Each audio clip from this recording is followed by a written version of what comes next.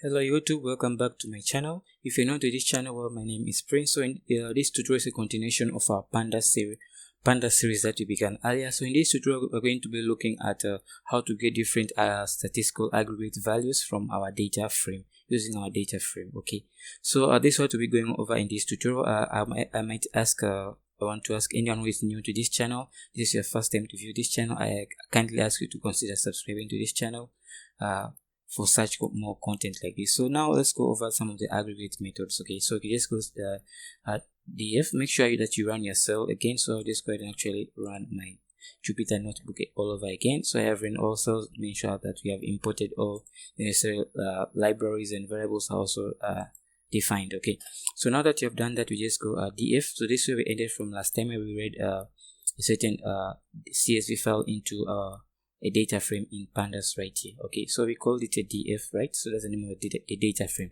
So we'll be using that data frame to get many different aggregate values from that data frame. So let's go start from the how to get the main. Okay, so let's start from how to get the max value. So just get max df.max, and then this return to the max value of each column. Okay, so you can see the max value of id is 50, right? Because there are 50 data there, and then we can find we have the sepal length, the highest is 7.9 and stuff like that. So now you can also get the df.mean. This will just return to you the mean value of each column, and you can see the mean value for the sepal length in centimeters is just 1, and the sepal width is 0.1 centimeters right there. So now let's go on to look at how to get the mean. Okay, so the mean is just average, so you just run this return to us the average of each column.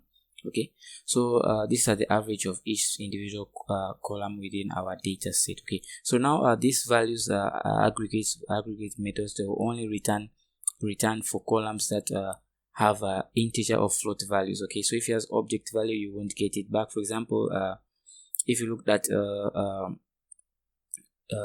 for example, in this page we look at mean, right? Mean, you can find mean of a string, right? That's why we didn't get back mean, but we can get the max. I think it returns you the most popular one. Okay, so that's all there is to it. So now just go df.median.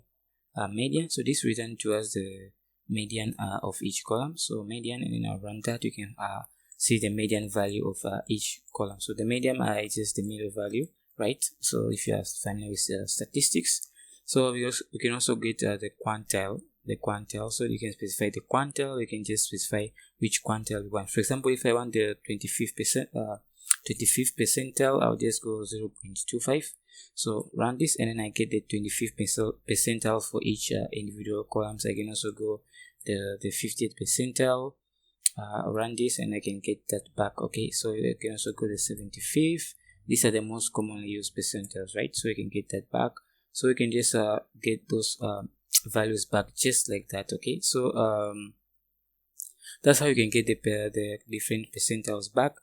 So this is all I wanted to talk to you about in this tutorial. So thanks for watching. If you haven't yet subscribed to my channel, I kindly ask you again to hit the subscribe button and give this video a thumbs up. So in the next tutorial, we'll continue with our series. So see you there. I'm not even sure what to be looking at, but I'm sure we'll be looking at something really, really great. So see you there in the next tutorial.